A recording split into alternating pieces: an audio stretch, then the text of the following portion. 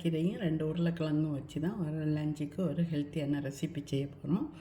2 கட்டு பாலக்கீரையை கழுவி மண்ணெல்லாம் இல்லாமல் கழுவி சுத்தம் பண்ணி இது மாதிரி வெட்டி வச்சுருக்கேன். எண்ணெய் ஊற்றிக்கிடுங்க. எண்ணெய் கொஞ்சம் தாராளமாகவே ஊற்றணும். நீங்கள் எண்ணெய் ஊற்றக்கூடாது. ஸ்பூன் ஃபுல்லாக கியூமின் போடும். பொரியட்டு இந்த மாதிரி பெரிய சைஸ் பூண்டு பல்ல 3 பல்ல எடுத்து வெட்டி வச்சுருக்கேன். ஜீரகம் பொரிஞ்ச பிறகு தான் போடணும். அடுப்பு மிதமாக வைங்க. இது நல்ல வாசனை வரட்டு. வெங்காயம் நான் சாப்பரில் வச்சு வெட்டியிருக்கேன். நீங்களும் இந்த மாதிரி வாங்கி யூஸ் பண்ணுங்கள். இது அமேசானில் வாங்கலாம், இல்லாட்டி சூப்பர் மார்க்கெட்லேயும் கிடைக்கும். ஒன்று கொஞ்சம் தரமான ஆனியன் நம்ம இதில் வச்சு வெட்டினோம்னாக்கா ஒரே அளவில் வெட்டி கிடைக்கும் நமக்கு. அதுக்கு தான் வேலையும் ஈஸி, கண் எறியாமல் வைக்கலாம். முன்னாடி பதம் வந்தால் போதும். 2 பொட்டேட்டோ இது மாதிரி வெட்டி வச்சுருக்கேன். இது வந்து ஒரே அளவாட்டு வெங்காயம் கண்ணாடி பதம் ஆயாச்சு. பொட்டேட்டோ போடணும்.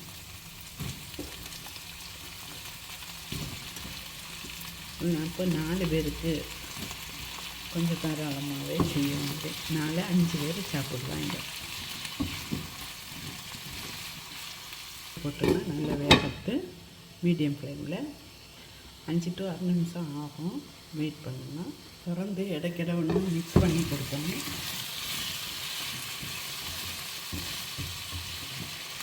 இல்லாட்டா ஈவனாக குக் ஆகி கிடைக்காது. குக்காக விட்டு இடைக்கிட மிக்ஸ் பண்ணி கொடுத்துக்கிடுங்க.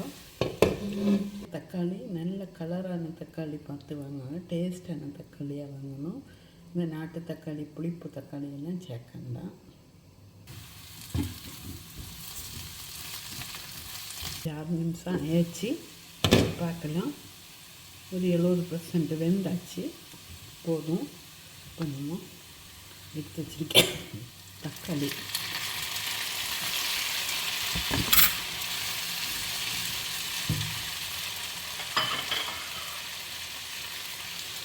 ஒரு பச்சை மிளகாய்,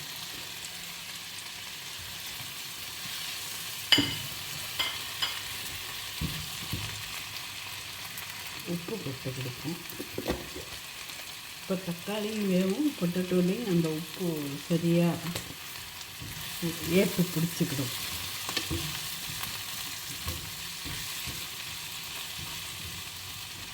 தக்காளியிலேருந்து தண்ணி வரும். இந்த தண்ணியிலே கொஞ்சம் கூட வரும்.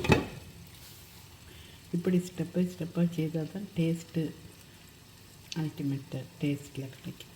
ஒரு தடவை திறந்து மிக்ஸ் பண்ணி கொடுங்க.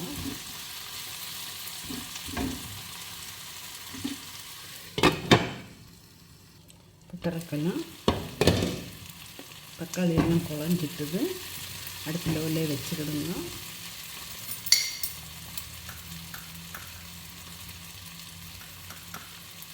ஓகே, மசாலா போடலாம். 1 டீஸ்பூன் கொரியாண்டர் பவுடர், டர்மரிக் கொஞ்சமாக, காஷ்மீரி சில்லி அளவுக்கு போட்டுக்கிடுங்க.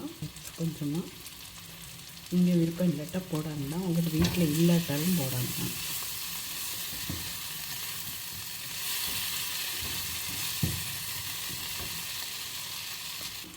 அதை மிக்ஸ் பண்ணிவிட்டு கீரை போடுவோம்.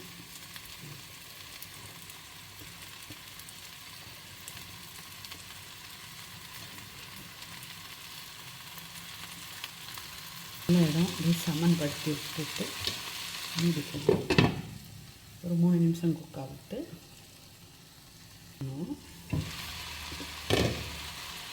மிக்ஸ் பண்ணி கொடுக்கணும்.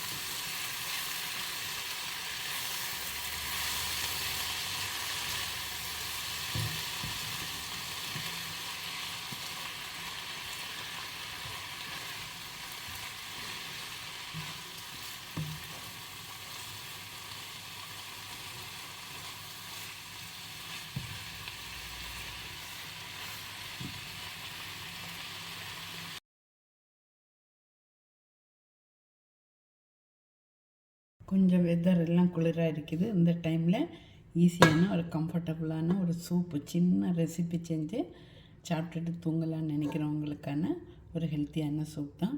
மசூர் தால் எடுத்திருக்கேன், 3/4 கப்பு. வாஷ் பண்ணி 30 நிமிஷம் ஊற வச்சு எடுத்திருக்கேன்.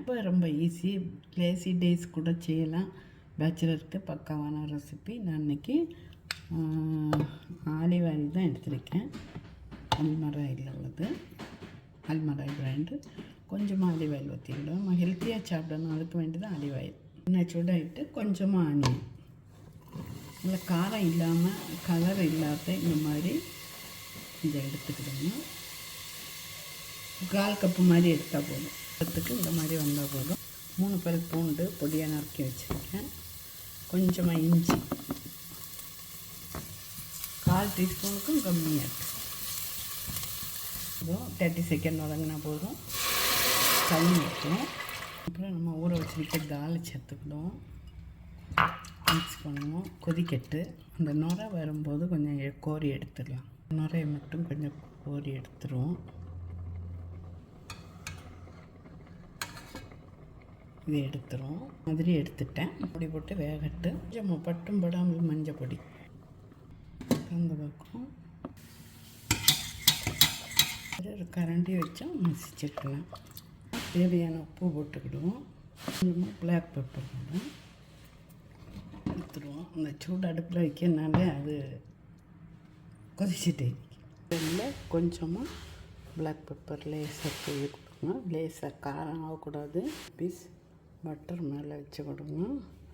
சாப்பிடும்போது கொஞ்சம் லெமன் பிழிஞ்சு விட்டு சாப்பிடுங்க. அவ்வளோதான், பர்ஃபெக்டான வின்டர் ஸ்பெஷல் தால் சூப் ரெடி. ட்ரை பண்ணுங்கள். இப்போ மேலே ஒரு பச்சை மிளகா போட்டு கொடுத்துருவோம். அவ்வளோதான், சுவையான தால் சூப் ரெடி. ட்ரை பண்ணிவிட்டு ஷேர் பண்ணி இன்ஸ்டாகிராம்லேயும் ஃபேஸ்புக்லேயும் ஃபாலோ பண்ணுங்கள். Have a good day to all.